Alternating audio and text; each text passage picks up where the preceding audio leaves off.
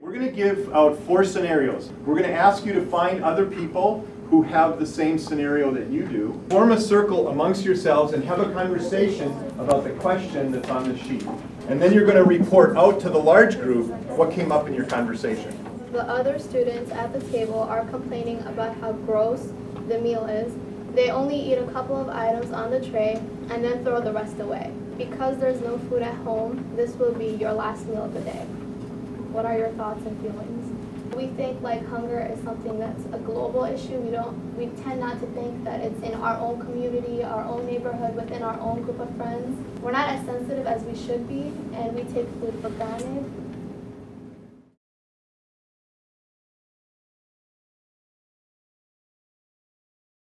Hunger isn't just about like today I'm hungry. It's about like how secure is your food supply. I'm going to hand each group a set of slips like this with money attached. You're going to spread them out on the floor, and you're going to take the money out of the clip and you're going to put it next to the slip so you can see how much money is there. I want you to imagine that that's the money that a household has that has 2 parents and 2 children. What you're looking at in Stearns County would be a household that would be considered middle or even upper middle class.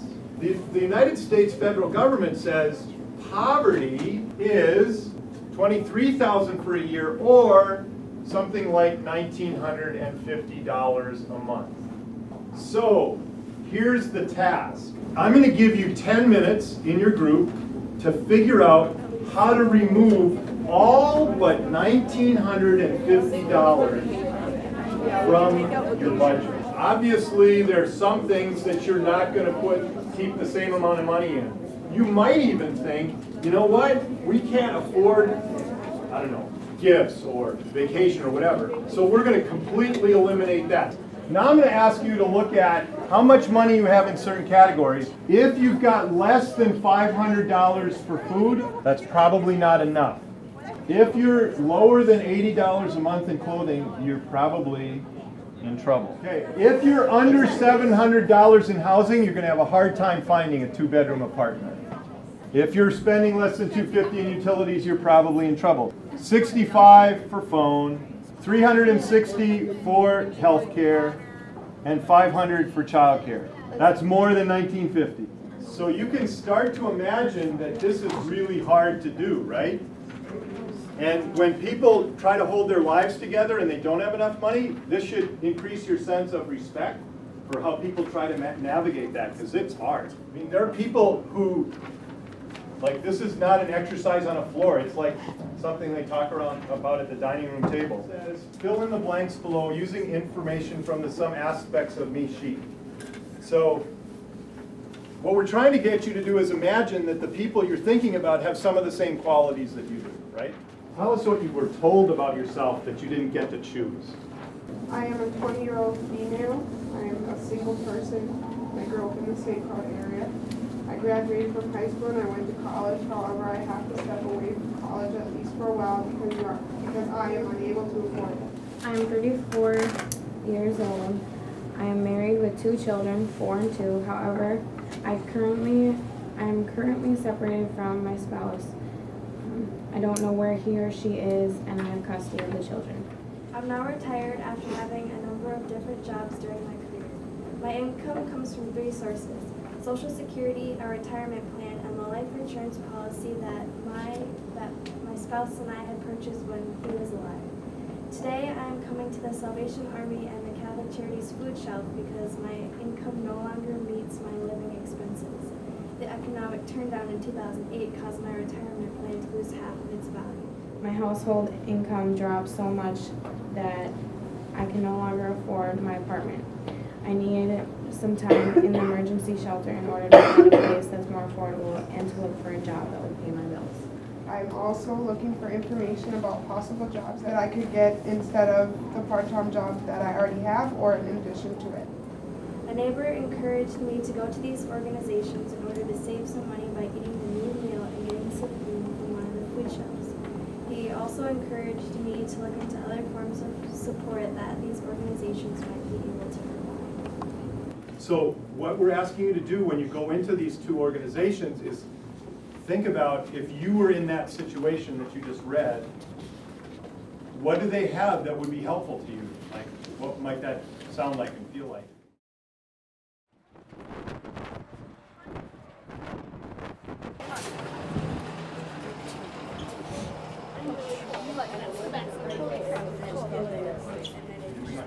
A study showed that 97% of the people you ask will recognize the name Salvation Army.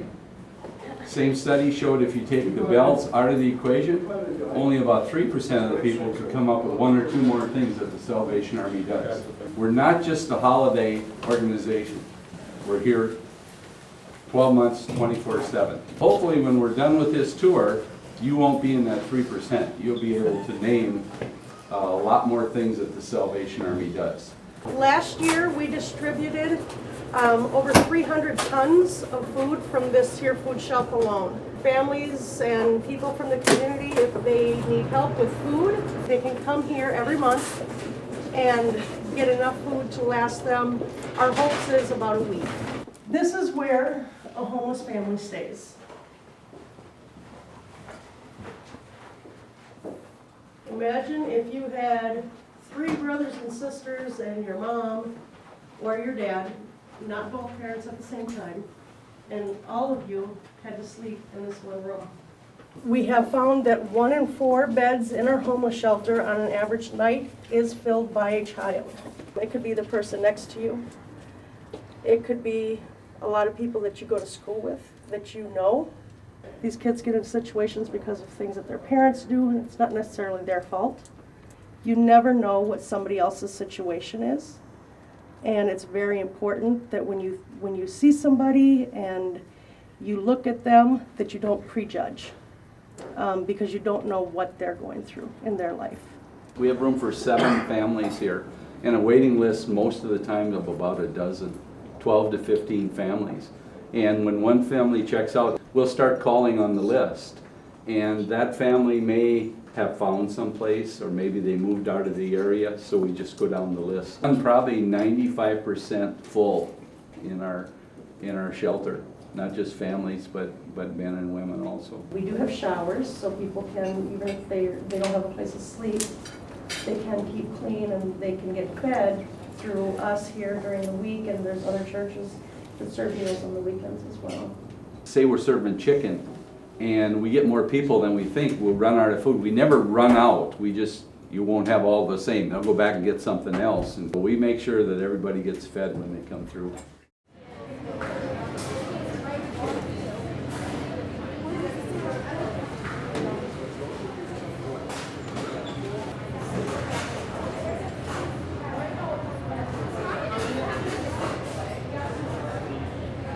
I'm going to guess that when you started today, and if somebody would have said to you at the beginning of the today, what are some things that you think you can do to make a difference on hunger issues? You would have said something was like, well, I can collect food, or I can raise money. That's the circle that says raise funds or collect resources. You might also have said I could volunteer somewhere. That's what provide direct service is. But my guess is you might not have thought before today about how you can educate others about an issue. Or you can learn more about what's going on in your community so you know what it's about. Or you can build community with people. Or you can live out socially responsible daily behavior. You can communicate with policymakers, people in government, people who are business people. What I did with the group of people that Leah works with is I asked them to brainstorm what are some things that students could do in each of those categories. What I would encourage you to do to begin with is read through those things and put a star by the one in each category that, of the choices that they listed, you'd pick that one. The next thing I'd like us to think about is what makes sense to try to do together, like the We Act groups in the schools together. So what we're going to do is I made sheets for each one of the circles, and I'm going to invite you to go over to one that you think, I've got an idea about what we as a school or we as a district do in each of these areas over the next fun. So it's been really great to kind of see your perspective on things, and your passion that you have too is really inspiring. As I start kind of moving into focusing on access to food and food insecurity, and really love to see that you are active, doing advocacy in this area at such a young age. And I just really encourage you, if this is something you're passionate about and interested in, to keep going and get involved, volunteer, ask questions, and keep going with what you're doing. And I thought it was a really great day today.